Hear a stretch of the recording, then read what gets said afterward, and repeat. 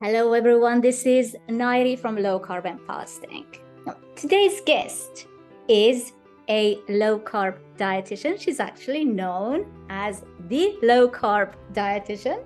She's a registered dietitian and a certified diabetes educator. She's been a low carber since 2011. You heard it right. Before the rest of us even knew about it, she was already implementing the low carb diet, not only personally, but also to help her patients. She was a senior writer for the Diet Doctor for 4 years. She's published numerous articles in prestigious medical journals. She's a public speaker and also the author of The Low Carb Dietitian's Guide to Health and Beauty. Franziska Spritzler, welcome to Low Carb and Fasting. Thank you so much, Nayiri. I'm so happy to be here. Franziska, where do we start? You actually converted somehow to low carbohydrate way of eating in 2011, 4 years after registering as a dietitian or qualifying as a dietitian. 4 years on, what happened? How did you transition? Because 2011, the science of, or at least the noise about low carbohydrate way of eating was so much less, and low carb was like this obscure sort of word and phrase that not many people would have heard about. What happened? Okay, that's a great question. And it's true. Low carb was not on my radar at all until I had some lab work done. My husband and I were getting life insurance done, and they did a battery of tests, which I'd never had done. I was in my mid-40s at the time, but I'd never had an A1C done. So my hemoglobin A1C, my fasting blood sugar was like 80, normal, right? But my A1C was 5.6%, which was, just below the pre-diabetes range. 5.7% is where it begins. I thought, that's strange.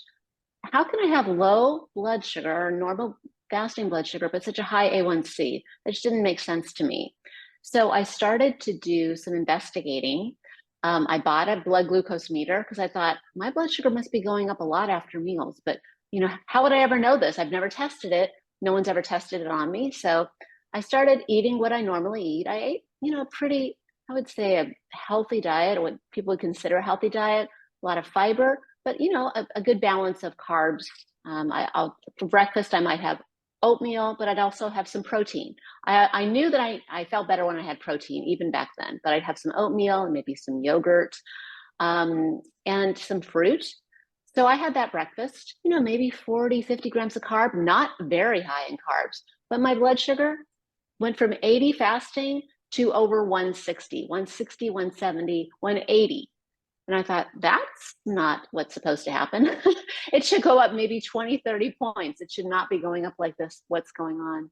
So I started cutting back on carbs and realizing the fewer carbs I eat, the less my blood sugar goes up after eating.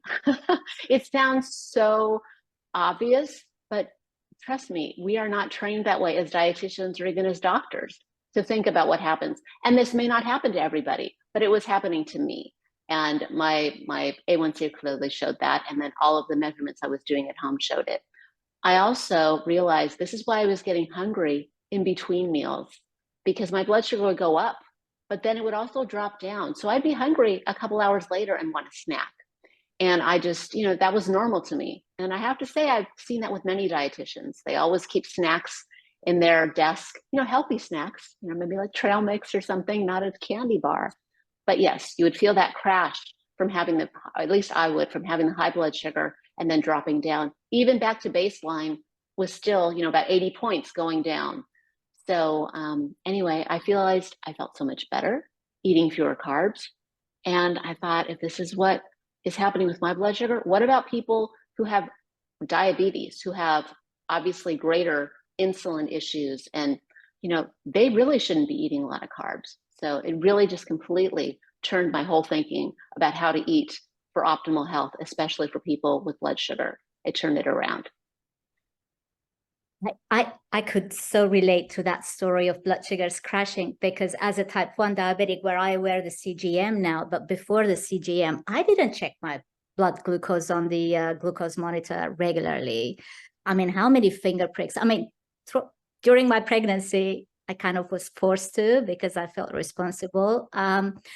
So I would test 12, 16 times per day to make sure my A1C was as normal as possible, even though it wasn't, despite all my efforts, because I was eating carbs and no one told me, you can, at least reduce the carbs. I'm not talking about eliminating the carbs, at least reduce. I thought I had no other option. So, but to eat those carbs. So, but I remember on carb-based diet, every time I hit a peak of, I don't know, 240. And that's so easy as a type 1. Just after pizza and pasta, just go right up to 240. Yeah. And then as blood sugars are dropping down, even when I would reach, because of the rate of crash, right? Even at 140, which the ADA, by the way, considers normal, even at 140, we'll come to that in a minute, but even at 140, I would start feeling hypoglycemic. And then I would check myself and I go, but I'm not having a hypo. Why am I shaking? Why am I dizzy? Why am I like craving food? It's the rate that the blood sugars are dropping at. So, and I didn't know that. I was talking to Dr. Tropalagian. And he was explaining about ghrelin, actually. He said every time your blood sugar is crashing, your hunger hormone is going up. So you're craving food, even though you are nowhere near official hypoglycemic levels. It makes sense to not have those highs and not to have those dramatic crashes, doesn't it? Absolutely. Absolutely. For people with type 1 and type 2 diabetes. And at the time, I thought I might have type 1. I thought I might have LADA. I thought my fasting blood sugar is normal, but I'm reacting after meals. So, I had tests done. I was like, because I was lean. That was the other thing. I'm like, I don't have any risk factors for type 2. How could this be?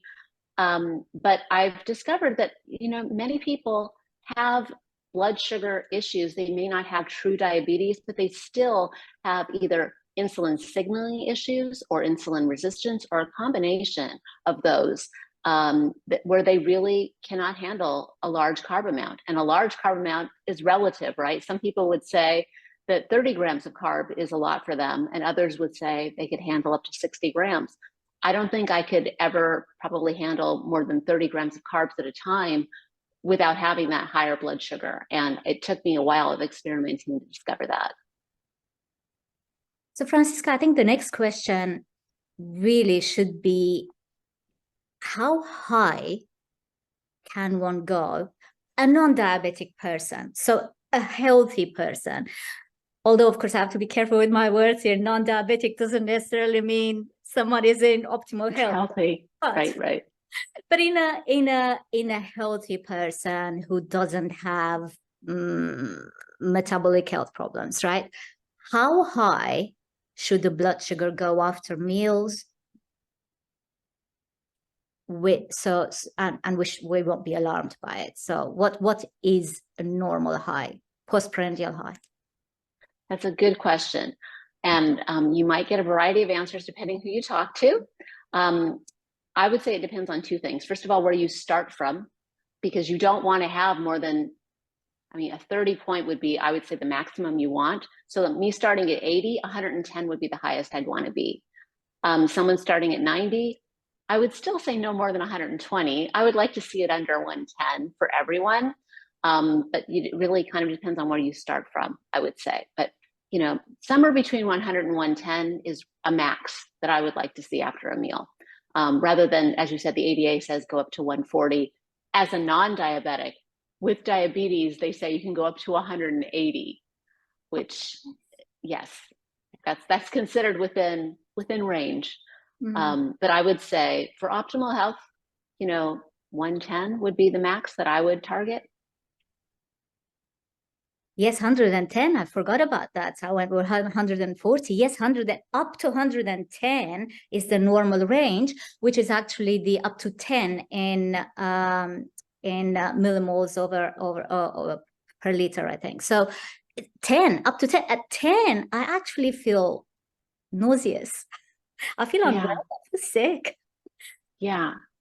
I know it's crazy. That is very high. And you think about this, like people think that that is a good range to be in. They're told it's good.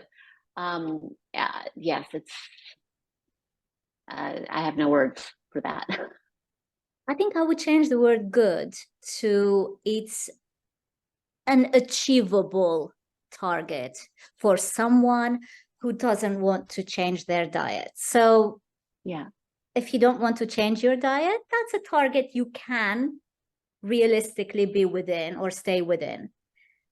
But whether it's healthy or normal, well, that's very much questionable, right?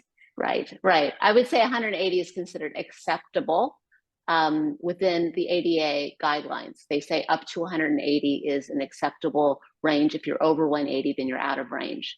But for people who are regularly testing and getting 180 and thinking that that's good, that's where they should be. Over the long term, you know, that they get a lot of damage. And that's just their testing at 180. Maybe that wasn't their peak unless they have a CGM to tell exactly what their peak is. People don't know exactly, you know, unless you're testing every few minutes, you're not going to know exactly what your peak is after a meal. That's why I love the low carbohydrate way of eating, because I don't feel I'm starving. I'm never hungry. I'm Right. full. I'm full. So I don't have the need Yeah. to snack. I don't think about food all day long. And if I happen to be out and about and busy and I skip my meal, that's perfectly fine too. I'm not desperate to Yeah. rush back home, have my meal in case I have hypoglycemia. No, I'm absolutely fine. And also I don't feel deprived. There's so many good foods you can eat out there. So what if you swap the pasta with something maybe made with almond flour? Although, of course, that's not necessary. Or have cauliflower instead. Cauliflower, Uh, cauliflower I'm very rice. happy with Yes. that. I'm Yeah. happy with So am that. I I. don't feel deprived at all. And the blood That's sugar fluctuations, of course, I would be lying if I came here and said, hey, as a type 1 on a low carb diet, high protein, low carb diet, I never have ups and downs. I'm just having flatlining all day long. I'd be lying if I said that. I'm not flatlining, nor is that my intention or goal. But my fluctuations, my ups and downs are within a very tight range. And that's exactly what I think. People trying to get a flat line, that's impossible. As someone with type 1, it really isn't possible to do it, but keeping those fluctuations in as narrow range as possible is healthier. You feel better, as you said. You're not hungry. You don't feel that need to eat from the constant roller coaster of a blood sugar. Yeah, that's something I noticed too, is how much fuller I felt. Like, I don't need to snack. I don't need to feel like, oh my gosh, if I don't eat something right now, I'm going to die. I can go a long time without eating and feel great, which I never experienced in my life before. And that's, you know, a huge blessing. And to people with type 1 diabetes, you know, it's pretty amazing to have that more stable blood sugar control without, you know, worrying about a severe low that just comes on out of nowhere because of, you know, the large insulin quantities that you have to take when you're eating more carbs. I think, blood sugars are affected obviously not just by the foods you eat, Right. by many other factors. And your teachings mention all of them, including the stress, exercise, and other factors. But if any of these factors, this is how I look at it, if any of these factors I can control, like the food, I can control the food. I can't always control the stress, or at least the external stresses. I do my best to, but I can't always control the weather. And that seems to affect whether it's cold, too cold, too hot, whether I'm sweating, or I can't control certain things, but I can control the diet. So why not? I mean, that's how I look at it. Yeah, just take out one of the variables, a very important variable. Yes. But yeah, you can't control everything. You're right. And getting sick when you get ill, you can't control that. And that automatically will increase your blood sugar. You're going to have to do a lot of insulin adjustments, but at least you can control the food. And that's a 6-day thing. It's a very important thing to teach, is to not reach for, when they say liquids, that doesn't mean fruit juice and sugary things. It means, you do broth, you do, if you do sweeteners, then you can do like a sugar-free Jello or something like that. Yeah. You mentioned the juice. That actually, I was thinking whether I should mention that. So I have a fasting group for type 1 diabetics on Facebook, because when I wanted to do fasting, and I wasn't necessarily thinking of multi-week fasts, right? Nothing crazy like that, nothing dramatic. The crowd would say crazy, but just maybe even skipping a meal. Or how about skipping 2 meals? I couldn't find any information out there. All I could find was, as a type 1, you shouldn't do that. You should do it, or you should do it under medical supervision, which is understandable. But if you have the confidence to manage your own insulin dose, and you have a CGM, so you're in control of your blood sugars, or at least, you're able to monitor them over 24 hours. I just couldn't understand why anybody would tell me I cannot skip a meal or I cannot fast because I'm type 1 diabetic. So I thought I'm going to do it anyway, because my medical team weren't, in fact, they weren't even in support of my low carbohydrate way of eating. So I just kept quiet and didn't share my details with them anymore. They weren't sympathetic. So I created a group, and I thought I'm just going to write a blog and post about my experience. And maybe there will be someone out there who's doing it on their own too. And then we can at least exchange ideas. There are hundreds of people now who are doing some kind of fasting, not necessarily long fast, but some people are actually doing. I mean, the longest I did was 5 days, but other people are doing longer fasts. They're doing it safely. They're doing it responsibly. So, and that was another thing I wanted to mention, because some type 1s have told me that, their physicians told them if they're skipping a meal, at least they should be drinking orange juice. And I'm thinking, wow, because if I'm drinking a glass of, in fact, I have a glass of water here. So if I fill this up with orange juice, that would be like 250 milliliters of orange juice. That's going to be like the equivalent of maybe 8 teaspoons of sugar. So what would be the reason? I mean, why would a physician recommend orange juice if you're not able to eat? At least drink orange juice. Because all type 1s, and I'm talking specifically about type 1s here, type 1s know that if they're not eating, they will not take their insulin injection for the meal, because obviously they're skipping the meal, right? But if you are drinking that much sugar, you're going to have to take insulin. I've never understood, and I've heard things like potassium or electrolytes or something. What's your take on it? Why would a physician recommend orange juice during a fast? Because to me, it defies the purpose. It kind of defies the purpose. You're fasting so that you would lower your insulin levels and consequently regain insulin sensitivity. But that's the whole purpose of fasting, to reduce inflammation, reduce insulin levels. I can't see how the orange juice would fit into it. I've actually never heard that. That's very interesting that they would make that suggestion. And I'm thinking electrolytes. Orange juice has potassium, but that's about it. If you're worried about electrolytes, then tell them to drink bone broth. You'll get more electrolytes with that. But I'm wondering, when I worked in a hospital setting, and I talked about low carb for both type 1 and type 2, none of the doctors wanted to do it. And what they like is they want people to have carbs and take the insulin. They're much more comfortable with that. So I think the doctor knew when he made this recommendation, the person would need to take insulin. I'm just not sure why they would, if why they would recommend that. Maybe they're thinking calories, like you would initially calories, but why choose a substance that provides really nothing but pure sugar and maybe a few vitamins if they're going to say, I want you to at least eat some, have a protein shake or something. I would sort of understand that for people who say you do have a necessary protein need per day. But still, fasting, if you're not taking insulin and you're staying well hydrated, it can be very safe. Obviously, you want to be monitoring your blood sugar, ketone levels, everything.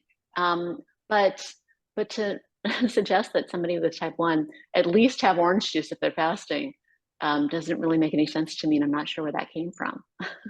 So there is no logic. Well, that's what I thought. No. That's what I thought too. Because I mean, I don't know all the details of electrolytes in orange juice, but I'm very aware of the sugars in orange juice, and so it just doesn't make sense.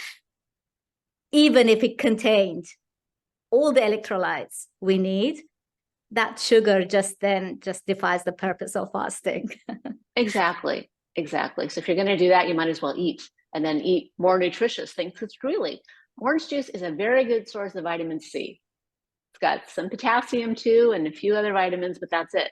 It doesn't have any of the other things that your body needs as essential nutrients. So I don't see the purpose of just giving yourself basically a huge sugar bolus when you're trying to fast to improve your health. So. Okay, so that's the orange juice discussion. I haven't asked anyone else this before, but okay, so thank you for that. Now, let's talk about the essential nutrients. Because sometimes you read people who are against the low carbohydrate or even a ketogenic diet saying that, okay, so you're missing out, or on that diet, you're going to be missing out on a huge number of nutrients. Do they know what they're talking about? No, they really don't, because there is, if you follow a ketogenic diet and you are getting, adequate amount of protein and fat to meet your needs, you're going to meet all of your essential nutrient needs. And most people, there are some people who follow a carnivore diet that may be low in vitamin C. But some people who follow that way of eating will say you don't need as much vitamin C if you're on a carnivore diet. Truly, there hasn't been enough like high quality research on that, so I'm not really going to talk about that too much. But for most people who eat even a little bit of carbs, even 10 grams a day of leafy greens, you're going to be getting all the nutrients that you need. There's nothing in whole grains, there's nothing in fruit, there's nothing in any other high carb food that you can think of that you can't get with a well-formulated low carb or ketogenic diet. There's just nothing you're going to be lacking. So that argument really falls. And there have been some studies showing that, like I even did an article in one of the things that I published about showing how you really are meeting your nutrient needs if you're eating, if you get a variety of foods and you're making sure to meet the protein needs, because most of the protein foods are very rich in all of the nutrients, especially meat, red meat, fish, eggs as well. Eggs are rich in most of the nutrients, not all of them, but they do contain iron, they do contain choline, they do contain vitamin E, they contain a lot of the vitamins that you need. So all of those things put together, you're going to be, having a very high nutrient intake, meeting all your nutrition needs with very, very few carbs.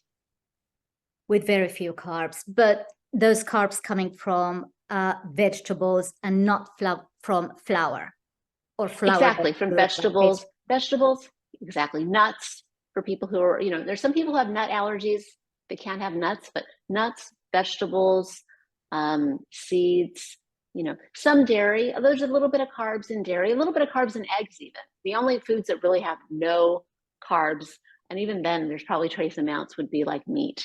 But eggs and cheese have minimal amounts of carbs. But yeah. So, okay, so organ meats. Do we all have to eat them? A lot of people out there are thriving without having to eat organ meats. I don't. I'm very happy with people eating them. I actually make it for my mom too. I make it for my mom, but I just can't touch it. I tried. It's not that I didn't try. I just can't. Am I missing out on something absolutely essential like zinc or maybe liver, specifically liver, for example? Yeah. So liver is a very concentrated source of nutrients, absolutely. But you don't need to eat it. You can get plenty of zinc in red meat. You don't have to eat the organs to get it.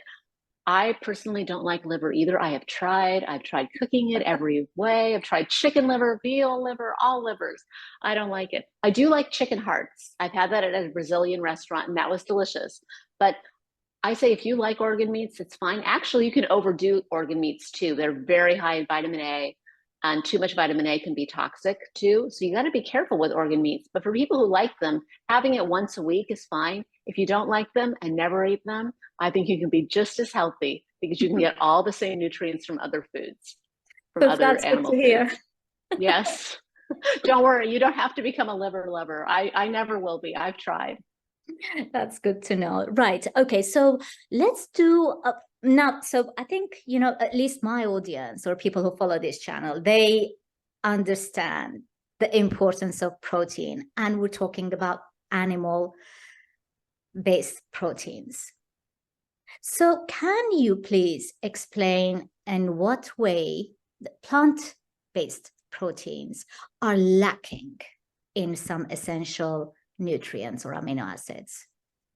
Sure. So plant-based proteins do contain most of them contain all of the essential amino acids, but a lot of them are in very, very small amounts. They're not the amounts that we need to support human life.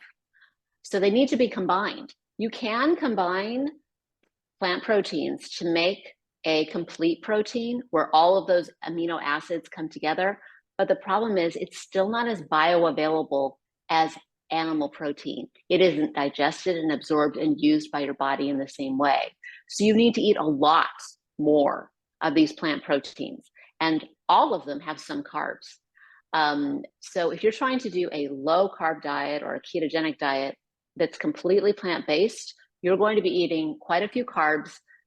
You're going to have to, pay a huge attention to the amounts and types of animal proteins you're getting. You're still going to need to supplement with many nutrients, vitamin B12, vitamin D, iron, many nutrients, not always iron, but in many cases, iron and other nutrients. So it is a nutritionally incomplete diet, a vegan diet. You can supplement. And there are people who do a vegan diet, a low carb, plant-based diet. It just is not as, that plant protein is not as bioavailable, even if you're combining them to make the complete protein that is found in all animal foods. It's found in dairy and meat and eggs. So that is the thing. People still can do a vegan complete diet. It is very difficult, and you need to pay attention constantly to what you're eating and supplement what you're lacking. Right. You used the word bioavailable a number of times there. Yeah. We even see that word. I don't remember supplements having bioavailability or this is the most bioavailable form on their labels even 10 years ago, or maybe I wasn't aware of it. Now it's everywhere. Everyone is pushing the idea of if you're going to eat it, or if you're going to supplement, at least go for the bioavailable form. So for anyone who hasn't heard that word before, what is bioavailability? What are we talking about here? It means the way that your body is able to digest, absorb, and use a food or supplement. So there are some certain supplements that are more easily used by your body. And we just know that certain things that you take, it may say, 1,000 milligrams on it, but how much are you really absorbing and using? Maybe a third of that in a lot of cases, if it's not in the bioavailable form. So that's really what it means. And when I've talked about plant proteins being less bioavailable, that is evidence-based. If you look to see how bioavailable, how how well your body absorbs and uses those plant proteins. And it's partly because of the fiber that's, you know, wrapped up in those proteins, and some other, you know, like phytates and things that make it less easily absorbed than meat, was just basically is broken down into the amino acids and absorbed right into your system, versus having to be kind of the components are taken apart in plant-based protein when they're digested, and it just is not as simple a process, and as it's just not as well absorbed and used by the body. But there are people who really, really have strong, you know, strong convictions about eating meat, or even animal products at all. You know, I know some of them, you may know some in your life. And I just say, then you need to be extra careful that you're getting enough protein. You need about 30% more than somebody who is not eating a vegan diet. And you need to supplement, because you're going to run into trouble. It may not be next year. Some people can go a lot longer before they run into trouble, but eventually anyone who is not being extremely conscientious about supplementing and getting that protein is going to have some kind of deficiency or complications down the line. Mm-hmm. Yes, and it's interesting because when it comes to the supplementation for vegans, and I was a vegetarian for 30 years. Oh, you were? I was a vegetarian for 30 years, up until 4 years ago. So when I sat down at a table, realized I had to start eating meat, and I cried and I cried. I was like a child. I cried after not eating meat for 30 years. A few pieces of crumbled bacon mixed in my scrambled eggs, and my husband sat there with me patiently. I was a 5-year-old girl. I couldn't help myself. I cried because it was in my mouth and I couldn't chew it. It was so unfamiliar to me. So I have full sort of sympathy for people who are transitioning, and they find certain things, even the texture and the idea of, you know, chewing on meat. I don't think too hard about it now when I'm eating meat. Obviously, my diet is very heavy on sort of animal foods, because if I do, I can psychologically, I can kind of sort of work myself against it. So I try not to think too hard about it. But I have full sympathy for people who are transitioning, because it's not easy. It's not easy. But just because something isn't easy doesn't mean you can't do it. Absolutely. They have to be ready. They have to be ready to do it. I will tell you, I was like a pescatarian, mostly vegetarian for 10 years, right before, you know, I became low carb. But I did a year before that, I was vegan for a year, or tried. That was very difficult. And it was before I became a dietitian, so I wasn't doing it right. And I have to tell you, we were in Europe, in France, actually, being vegan in Paris. Can you imagine? It was very difficult. This is back in like 2001. So even there was really nothing for me to eat. And I was so grumpy and hungry all the time. And a waiter came by at our table with an open-faced sandwich with eggs on it. And I looked at it and I said, I want some eggs. And I'm telling you, the minute I ate those eggs, I mean, after I had swallowed them, I'm like, okay, now I'm ready for cheese. I just like, I need these animal products, because I had gone for about a year with really, and especially within the last week in France, really having a very tough time meeting my protein and nutrition needs. And I never looked back from that. So I know what it is like. You know, that wasn't so hard for me. Going back to meat, like for you, it was tough. And I started with chicken. But yes, now I eat everything. I eat all kinds of meat except for liver, but I will eat pork and veal and lamb and everything. And, you know, I feel better than I have, you know, than I did when I was younger, 20 some years ago. So, yeah. Yeah, same for me. I feel so much better on a sort of meat-heavy diet, and I eat most meats, not everything, but I do eat chicken, pork, sometimes lamb, mostly beef, fatty cuts of meat, and I'm fine with that. So I eat fish too. So as long as I don't see the head. Yeah. I'll Because then always love fish. Yeah. it looks too much like the animal that it is, of course, Yes. then I just so it's a cycle. There is a psychological barrier, but I try to overcome it for my health. It's important. And the most amazing thing is not just how you feel better, your brain functions better, but also how it reflects on your blood sugars. Absolutely. And blood sugar rise after a meal of I don't know, ground beef, for example, is very similar to blood sugar rise after a bowl of pasta. They're very, very different. Yeah. Okay, so let's talk about, and some people think that, protein absolutely has no effect on blood sugars. That's not the case. That is absolutely not the case. And type 1 diabetics, I think, we're doing the carnivore diet now. We're very close to carnivore diet, meat-heavy diet. They understand that they still need to take insulin to cover at least part of the protein. So what's going on there? There's this joke going around. I don't know if you've seen it on Facebook that, when that protein that you eat will convert into cake. It's obviously, okay, but it will have some effect on your blood sugars, not the same way cake does, obviously, but that protein is going to turn into cake. What's happening there biomechanically? Yes. Well, the only person that's actually going to see that rise in blood sugar is someone with type 1 diabetes, because basically what happens when you break down protein into amino acids, your body releases both glucagon and insulin, and they have opposite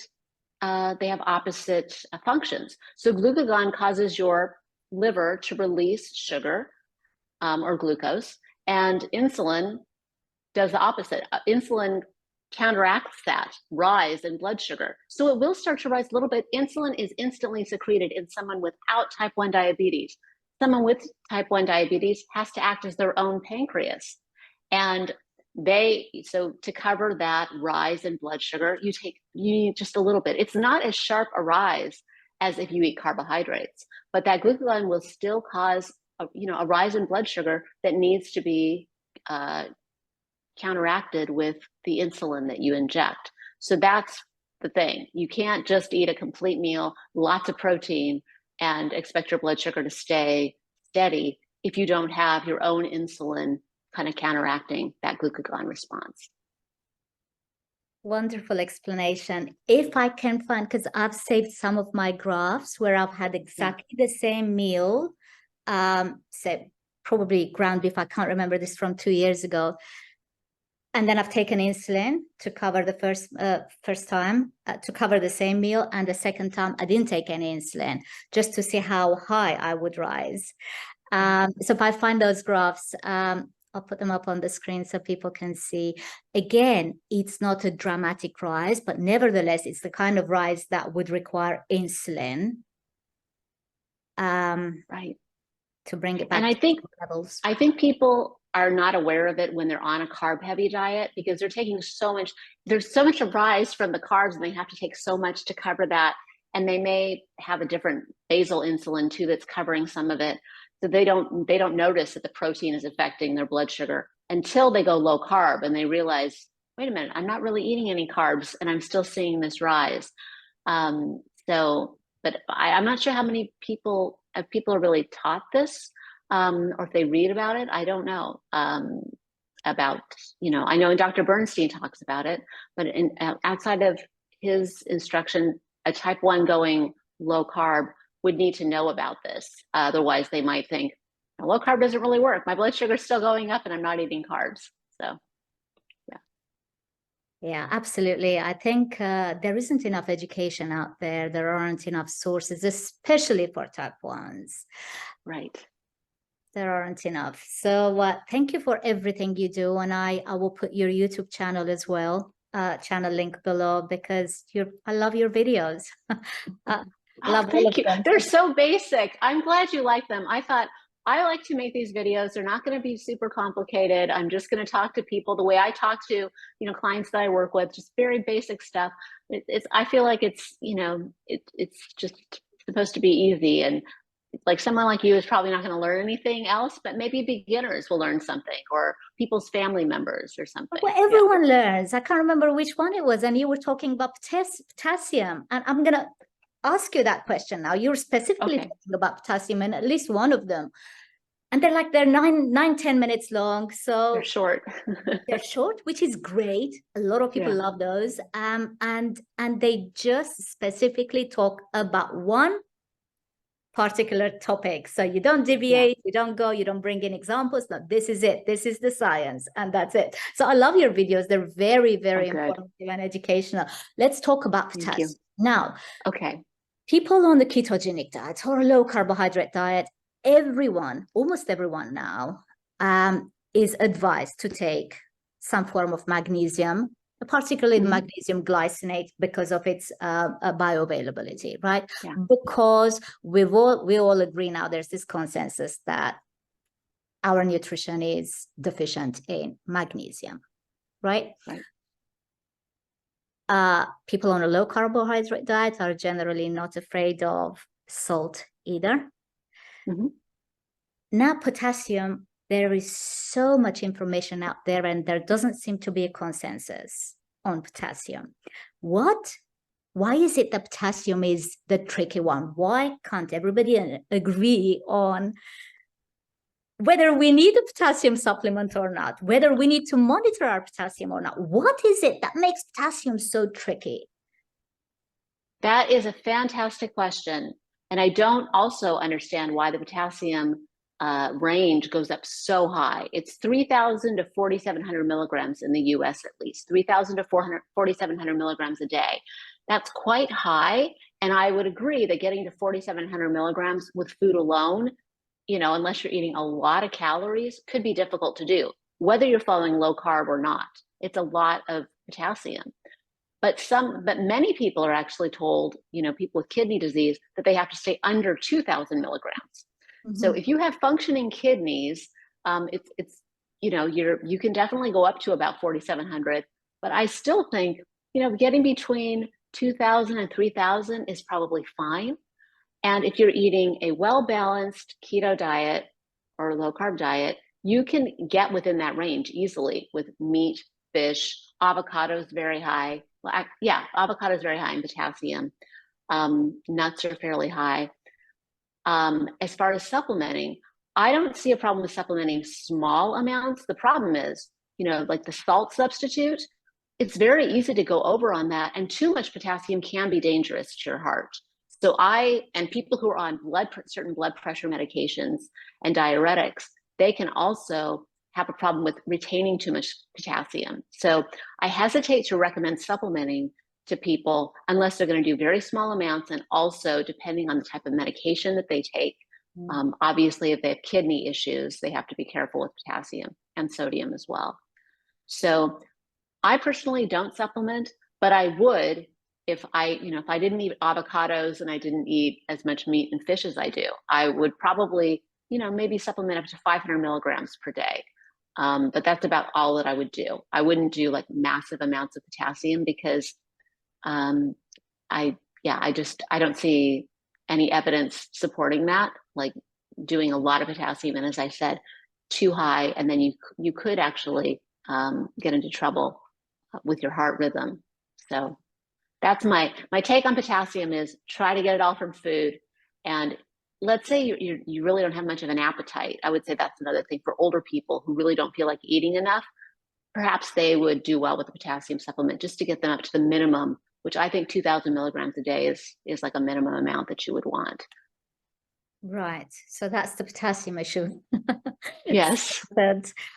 Because all you read out there is, there's no need to supplement, or you have to be very careful if you're diabetic, or talk to your physician, and your physician doesn't understand, of course, nutrition, so they can't advise you on that either. So it just gets very, very confusing. Oh, so they say for diabetes, you need to be especially careful with potassium supplement? Yes. So for diabetics, maybe because of the kidney issue you mentioned, because of course, if your diabetes is out of control, right, kidneys may not be. Maybe, I'm assuming that's the case. Your kidneys will not be functioning optimally. Right.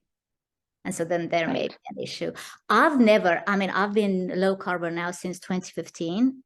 I've never supplemented potassium, and Yeah. and my levels in the lab tests always show normal. Although, of course, Right. I don't know if that's too accurate either, but I think we're fine, really. I mean, potassium has a lot of functions in the body, helps with fluid regulation, and you definitely need some.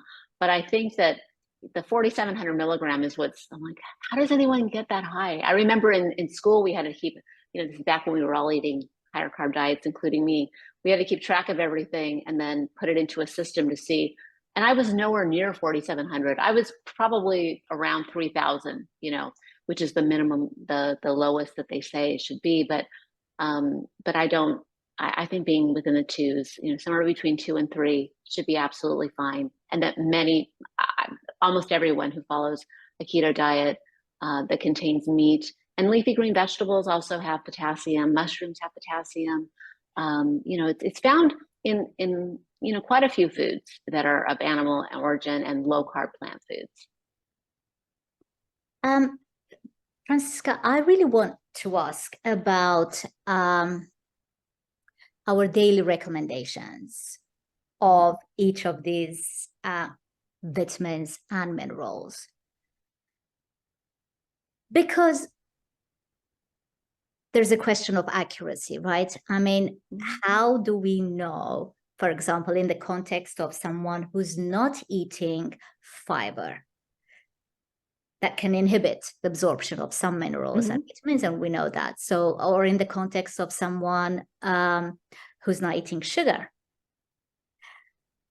how do we know what is the daily recommendation for that population? We simply don't know. We're assuming that we're fine eating normal, real foods, right? Let's talk about that, because that's an important topic. And when people say, oh, okay, you're missing out on this, because you're eating a low carbohydrate diet and you're not eating your bread or, I don't know, pasta or whatever, or fruit, for example. How can I tell them I'm getting enough from the animal source foods and the low carbohydrate vegetables? They're just not convinced. Yeah, that's a great question. And I would say we don't know. Those studies haven't been done. But on the other hand, how healthy are you? How are your levels? If they're of concern of any nutrient, like a vitamin C or a vitamin D or any vitamin or mineral, they can test that on you to see if you're deficient.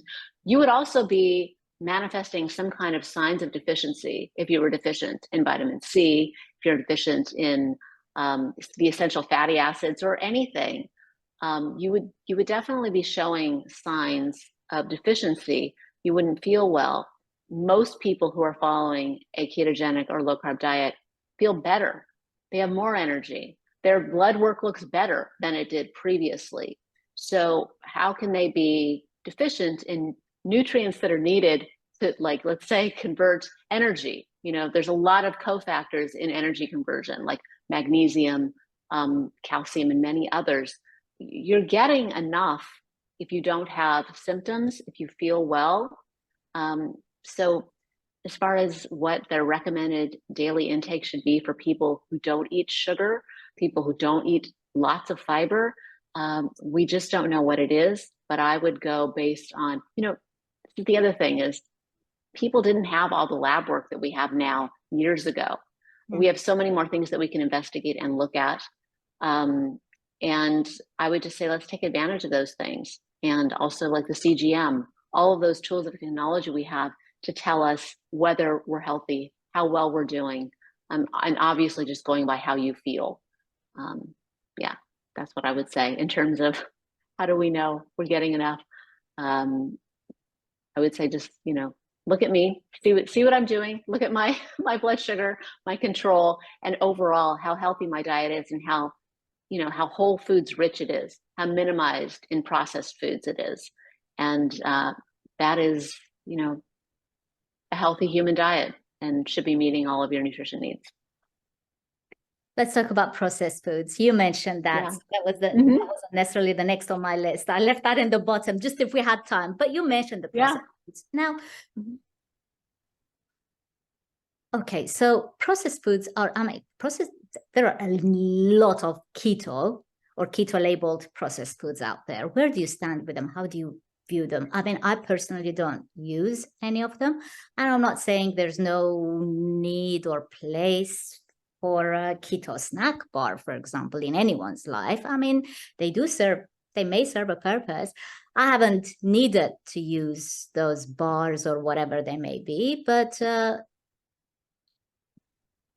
can you still be healthy and use processed or ultra processed keto labeled foods? What do you think?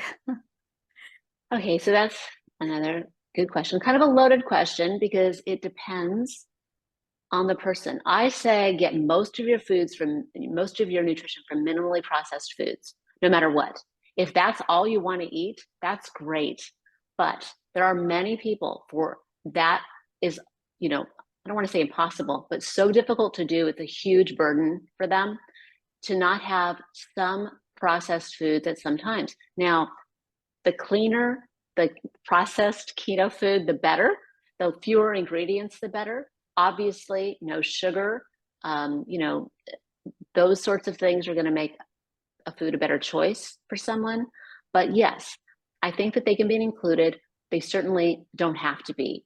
And if you can do all whole foods, that's great. I think you'll have, overall better results if you do that.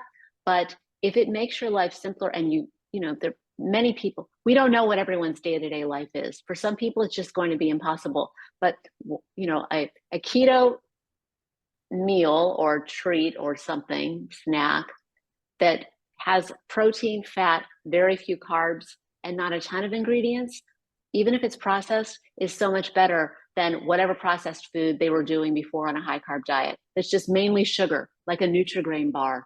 Yes, people think they're healthy. It has fruit. Maybe it's got 10% fruit, but it's also got a lot of sugar, white flour, unhealthy oils in it. So I would say do the best you can to reduce minimally processed foods. But if you need to have them sometime, I don't feel guilty. I have clients that I work with that do some of those foods and others that stay away from them. Same thing with sweeteners. I don't know if that's coming up. These are all individual things that can be included in small amounts on a keto diet, depending on the person. And, I support people in whatever they feel comfortable doing. And, also check your blood sugar, see how it affects you. How does it affect do you have cravings after you've had this food? Do you feel sick to your stomach after you've had this food? So many other things go into it rather than just saying no processed foods at any time. It really there's a lot of things that will depend on. I like that answer because, I think as coaches, well, in my case, or dietitians in your case, or physicians who are working with patients and with real people, we have to be a little more sympathetic and more helpful, less judgmental, and less prescriptive. Now that's my keyword. We can't be dogmatic all the time. Eat only this. It doesn't work for everyone. So it's the same for the low carbohydrate diet, because you said, 5 grams of carbohydrates or 10 per day or 30. People can be in optimal health at different levels of carbohydrates per day. Same for protein, which many people don't know about because we just want one recommendation for all. It doesn't work that way. No, it's so individual and there's not one size fits all. You need to find what works best for you. And there's a range for these things. There's a range for protein. There's a range for carbohydrates. You find what works best for you that you can sustain long-term. I'll tell you, I personally, I'm kind of a vegetable lover and I really like avocados and I like nuts. I couldn't do a 10 gram per day carb diet for any length of time. I could do it for, I've done it before, but long-term, I like to have a few more carbs. That works for me. Other people actually feel better when they do less than 10 grams. They don't, so that's great. You can have a well-balanced diet doing that. And so can someone who wants to have more carbs as well. As long as it's blood sugar's in good control, insulin levels are under control, you feel well, that's what counts. And same thing for protein. Some people are going to be doing better with a more modest amount, and others can handle quite a bit of protein. You know, it really depends on the person. And I always say, I mean, as we age and life circumstances change, we may find that, hey, now we can tolerate a few more nuts, and that's okay, or Yes. we can have those berries and not see the same impact on our blood sugars because overall we're more insulin sensitive now. So I noticed that myself. So where do you stand with so we kind of covered carbohydrates and protein, but where do you stand with fats? I say that you should eat as much fat as you need after you've met your protein needs and make sure your carbs are in line, as much fat as you need to feel satisfied and full. Meet your calorie needs. You're going to be hungry if you try to do a low carb diet that's also low fat. But the amount of fat is going to vary. Some people do well with quite a bit of fat. Others find, that they have problems because fat is very concentrated energy source, right? If you're doing a lot of fat, just adding fat because you think you're supposed to because it's a keto diet, you can run into trouble. It can actually, for people with type 1, I think even cause some insulin resistance to have too much fat at a meal. And for people who are not type 1 but want to lose weight, if you're adding, like several tablespoons of cream cheese to, I don't know, your dessert, or lots and lots of salad dressing, yeah, your blood sugar may not rise too much, but if you're trying to lose weight, that's a lot of extra calories. But I love fat. I think we shouldn't be afraid of it. So the amount that someone should eat is really going to depend on several things. So what kind of fats are we talking about? Surely not the vegetable oils, right? Not vegetable oils, natural fats that come with food. So fatty meat, fatty fish, cheese, avocado. Got to keep bringing that up because I love them. Also olives, nuts. So those are foods that come with fat. Eggs as well. And then natural fats, butter, olive oil, avocado oil, coconut oil, the fat that comes with meat, like tallow, lard. Maybe I'm missing some, but those are the fats that I can think of off the top of my head. Those are the ones that I have in my kitchen. I don't use the lard, but I do have what we call beef dripping. It's the same. Mm-hmm. Same. Yeah, same thing. It's beautiful for frying. If you want to fry some vegetables or something, it gives that brown color. Yes. Wonderful Yes. fat for, and it takes heat well too. That's the one thing about, like, olive oil doesn't always take heat very well. Olive oil is wonderful for drizzling over a salad, or eating with olives. But yes, you want to make sure you're cooking with heat stable oils, and yeah, that's important. Franziska, you mentioned the insulin resistance earlier on, that some type 1s may notice when they're having too much fat. So I have an experiment I'd like to share along those lines. But for anyone who's not familiar with insulin resistance, what is it and what causes it primarily? Well, insulin resistant just means that insulin, which is an extremely important hormone that allows blood sugar to get from the blood into your cells, insulin usually is the key that unlocks the door to the cell. In insulin resistance, that system is not working well. You have insulin, but it's not responding. The cell is not responding to it. So in someone without type 1, more insulin is produced. In someone with type 1, the blood sugars remain high because the insulin it's just the cells are not responding to the insulin the way that they should. That's basically what insulin resistance is. And having very high insulin levels causes more insulin resistance. It's called hyperinsulinemia. So just having those high level of insulin, it actually perpetuates insulin resistance. It's a cycle. Yeah. So what foods are really bad choices if you have insulin resistance or high insulin level. So if your fasting insulin, say, is, I don't know, 20. So that's high fasting insulin level. So you probably have a condition called hyperinsulinemia. Your body's running on high levels of insulin. What foods are the primary cause of hyperinsulinemia? Well, foods that raise blood sugar, like carbs, sugar, also fructose, which doesn't raise blood sugar, but does cause increased insulin. But fructose is part of sugar molecule. It's glucose and fructose together, table sugar. So anything sugary, but also anything carby, even if there's no sugar, because those break down to sugar. So anything that causes blood sugar to rise also causes insulin to rise. So if you're sitting at a high insulin level and you eat carbs, it's going to raise your blood sugar and just increase. Your pancreas is going to produce even more insulin. So you were already at a high level fasting. Now it's gone way up in the postprandial period. Well, so my story about so for a few years, up until very recently, a few months ago, I was eating one meal a day, and that was fine. So in that one meal, I was trying to eat a large amount of protein, and moderating the fat.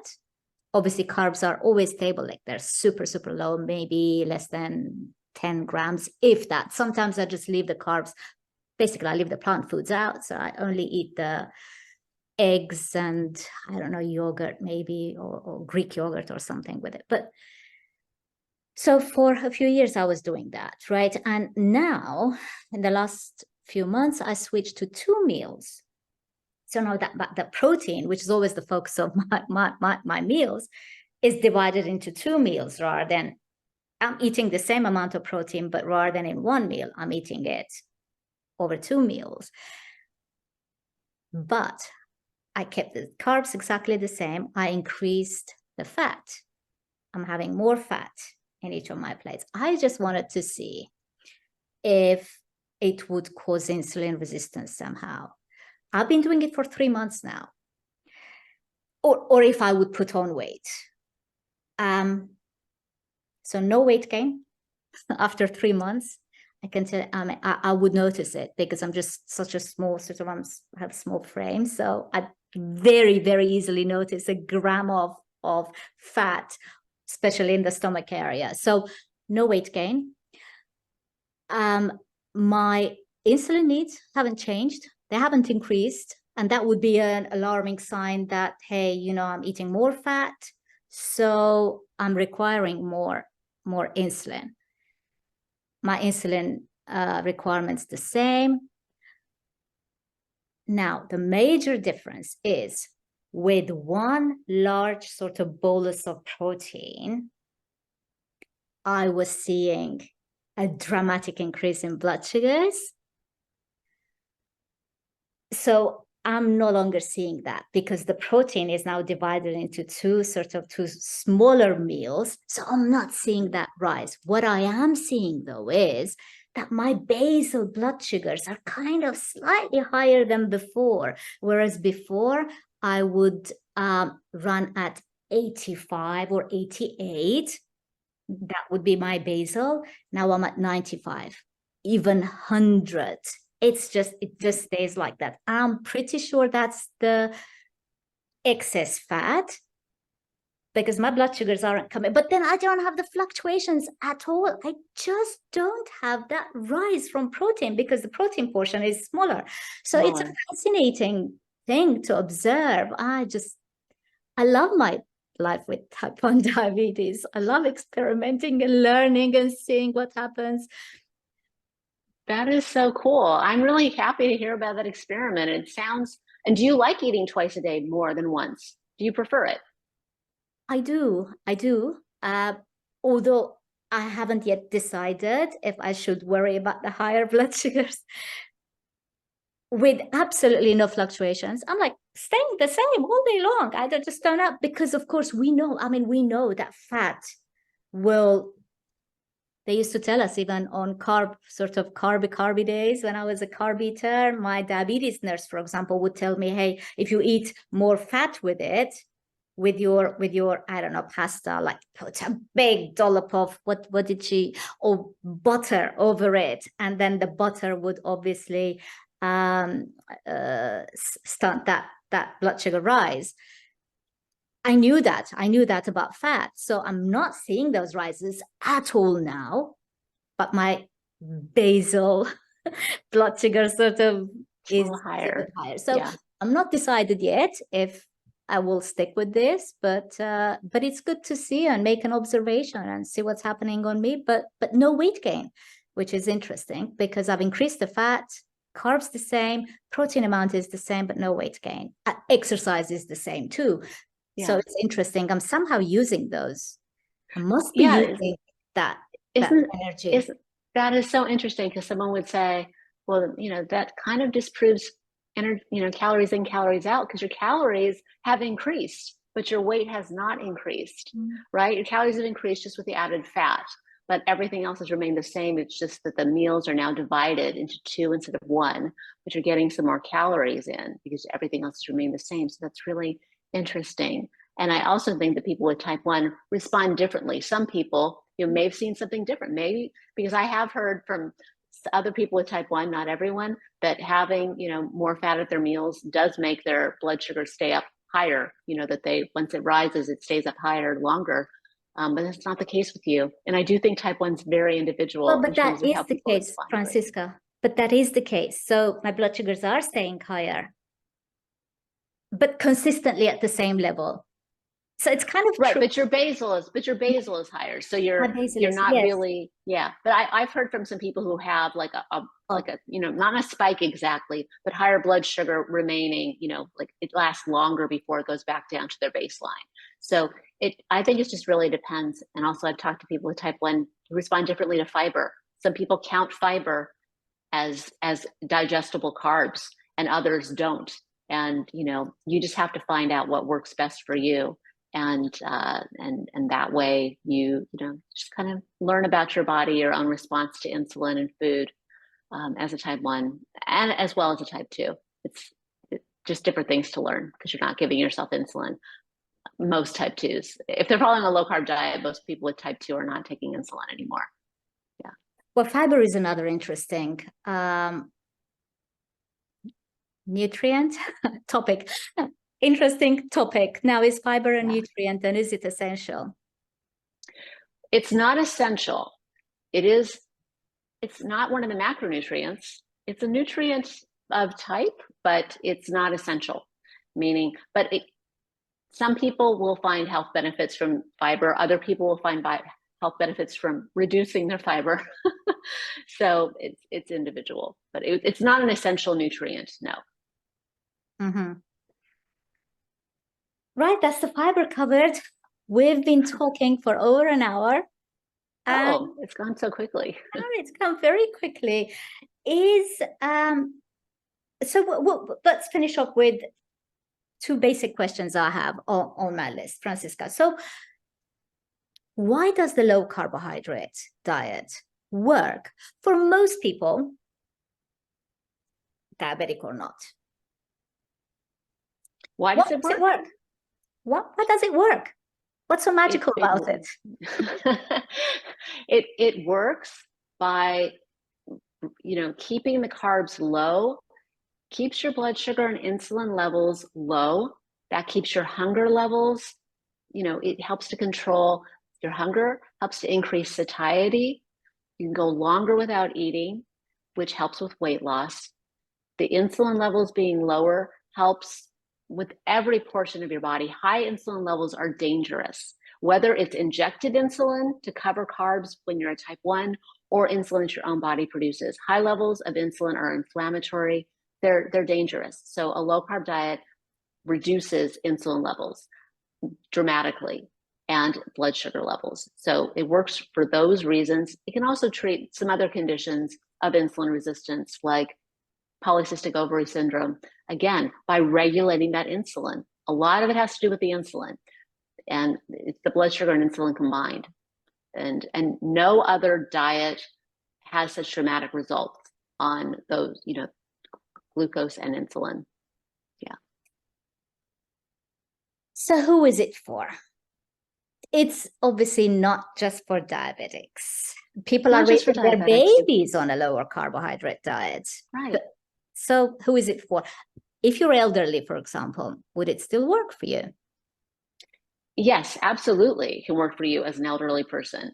Again, you're going to have some different needs based on, there's people who are 90 years old who are extremely healthy. There's people who are 70 years old who have a lot of chronic medical conditions. So it probably needs some adjustments. You also don't absorb protein as well when you get older. So you'll need to increase your protein, actually. Older people have lower appetites. So just need to make sure that they're meeting their essential nutrition needs and getting the protein that they need. But that's true for every older person, whether they're following low carb or not. They should all be prioritizing protein as they get older. But yes, older people can do it. There's almost no one that should not do it. There are a few genetic conditions that are diagnosed in early childhood that should not do a ketogenic diet because they can't process fats correctly. But these are identified very early on. But for just about everybody else, you can do a low carb or keto diet. And it's beneficial for everyone. For some people, it can make a huge difference in your health. For other people, there are some metabolically healthy people out there who, it may not change their markers that much, but I can almost guarantee they're going to feel better. They're definitely not going to get as hungry in between meals. And I think that it is an anti-aging diet because you don't have the glucose and insulin spikes.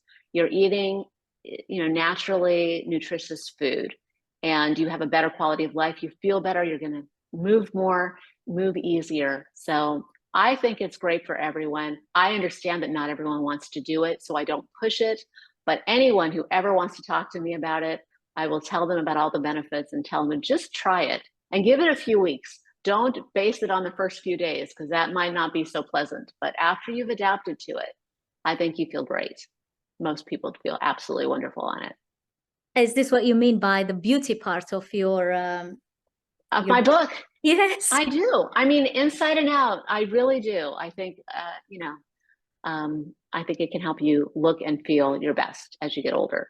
And I just had a birthday, and I'm getting older, and I feel great, and I feel like I feel like I look and feel better than I would have if I hadn't found low carb, I guess 12 years ago. Almost 13 years. Yeah. This is what I hear almost from everyone. I look at my photos from when I was 30 and I'm 50 now. Yeah. I look better now. I look healthier. I look more radiant. Healthier. Yes. And I feel the same. So since you revealed your age, I will reveal mine. So I just turned 57. So I know as 50 plus, it's like if you can, be happy with the way you look and feel at this age, that's huge. And 50 is a big one. I had a lot of friends that were very, upset about turning 50, but you'd found low carb before 50, and so did I. And that makes a huge difference in the way, getting older. So yeah. Yeah, I definitely feel better now than I did at 30.